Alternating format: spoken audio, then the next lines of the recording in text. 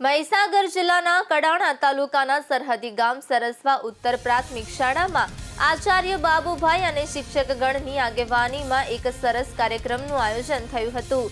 આ કાર્યક્રમની શરૂઆત શાળાના પટાંગણમાં ઉપસ્થિત મહેમાનો દ્વારા સરસ્વતી માતાની મૂર્તિની સ્થાપનાની સાથે સાથે દીપ પ્રાગટ્ય અને વિદ્યાર્થીઓ દ્વારા પ્રાર્થનાથી થઈ હતી। વધુમાં શાળાના આચાર્ય બાબુભાઈ ડામોરના મધુર શબ્દોથી શાબ્દિક અને ધોરણ 8માં અભ્યાસ કરતી બાલિકાઓ દ્વારા સ્વાગત ગીતથી ઉપસ્થિત મહેમાનોનું સ્વાગત કરવામાં આવ્યું હતું। ત્યારબાદ ઉપસ્થિત મહેમાનોના હાથે કેક કાપી સાથે સાથે બાળકો દ્વારા ચોકલેટ વિતરણ કરી 68માં સ્થાપના દિવસની હર્ષોલ્લાસ સાથે ઉજવણી કરવામાં આવી હતી। વધુમાં ધોરણ 8ના વિદ્યાર્થીઓના વિદાયના સ્મરણ રૂપે વિદ્યાર્થીઓએ શાળા પરિવારને સરસ્વતી માતાનું મંદિર અર્પિત કર્યું હતું। ધોરણ 6 અને 7ની બાલિકાઓ પણ વિદાય ગીત અને ડાન્સ પણ રજૂ કર્યું હતું।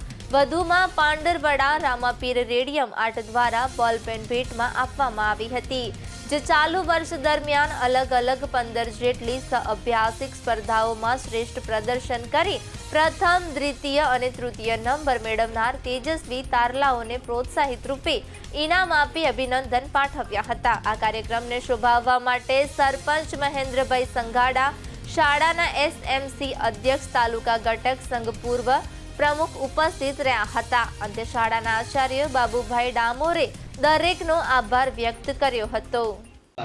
તમે શાળાએ રડતા રડતા તમને શાળા ગમતી નથી, આજે એક દિવસ એવો છે કે તમે એક મોટા પંખી બની અને ઊંચે આકાશ સુધી ઉડવા માટે તૈયારી કરી રહ્યા છો, ત્યારે જો અમારા શાળા પરિવાર વતી અમને જેટલો બને એટલો તમને શીખવાડવા માટે પ્રયત્ન કર્યો હતો અને તમે જેટલું શીખ્યા છો એટલું તમે તમારા જીવનમાં ક્યારે ભૂલશો નહીં। અને મારી એક આપ સૌને નમ્ર વિનંતી છે કે વિદાય શબ્દ આમ અઘરો છે, પરંતુ સાંભળવો ગમતો નથી, પરંતુ વિદાય એક મારી દ્રષ્ટિએ તો ખુશીનો દિવસ માનવામાં આવે છે। કારણ ખુશી એટલા માટે કે તમે જ્યારે અમારું સ્થળ કે અમારી સ્ટેજ છોડીને જાઓ છો ત્યારે તમે કંઈક આગળ બનવા માટે જીવનમાં કીધું છે કે સારા બનવું હોય તો કોઈક વસ્તુ આપણે છોડવી પડે, એટલે અમારી શાળા તમે છોડતા નથી, અમે તમને ભૂલતા નથી। તમારે જ્યારે જ્યારે અમારી શાળાની જરૂર પડે, અમારા શાળા પરિવારની જરૂર પડે તો અમે તમારી સાથે છીએ। તમને ક્યારે એવું લાગશે નહીં કે અમે શાળા છોડી દીધી, માત્ર તમે તમારે ભણવાનું પૂરું કરો છો, તમારી શાળા તમે છોડતા નથી, તમે તમારી શાળાને ભૂલતા પણ નથી।